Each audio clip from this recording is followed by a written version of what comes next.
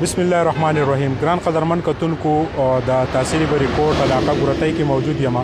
ګورتای بیسیکلی د روډ په غاړه چې دی یو آباد کلی دی. دلته د غره په لمن کې چې دی ورسره منسلک یو قبرستان او جنازګاه چې دی دلته کې یو لوی ضرورت و. دغه جنازګاه باندې کار سٹارټ ته ګورو چې د هغې کم حد پورې کمپلیټ شو، څونه وخت به پکې لګي، ولې چې دلته کې کله به داسې چې د غم وشو نو د جنازګاه یو لوی مشکلاتو. نو دلته زموږ سره سابقا ناظم شالیم باچا هم د نیاز خانم د دوی نه پوښتنه کوو. شالیم باچا السلام علیکم. وعلیکم سلام. شالیم باچا د جنازګاه چې وا د ګورتای د کلی یو لوی ضرورت هغه باندې تاسو چې کوم د کار سٹارټ کړی دی نو څونه وخت به کمپلیټ شي، سسه دا وخت تاسو ته مشکلات دي مخې ته؟ ان شاء الله مونږ په دې باندې کار شروع کړی دی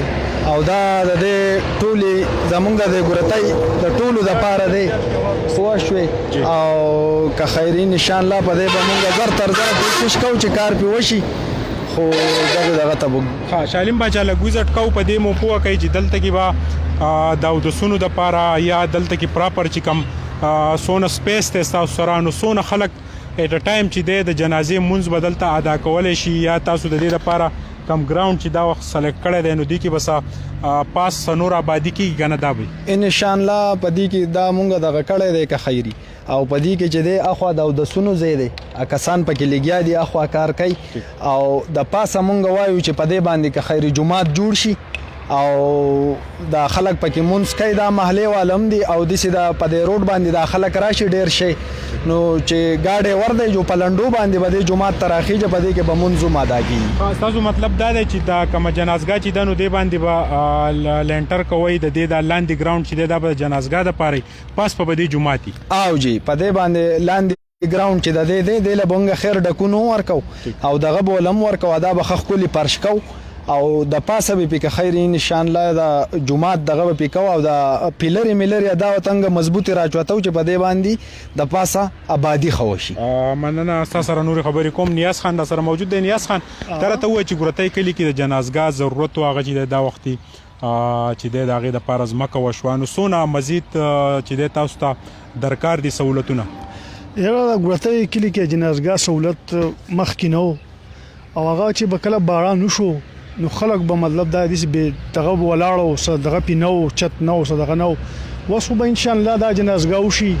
او خلک به ډېر آرام به ورته خلک به ډېر روډ د غاړي جمعات پور سره موشي به ان شاء الله چې لاندې به جنازګاه د پاسه بنګ په دې ډېر خپل خجومات راغو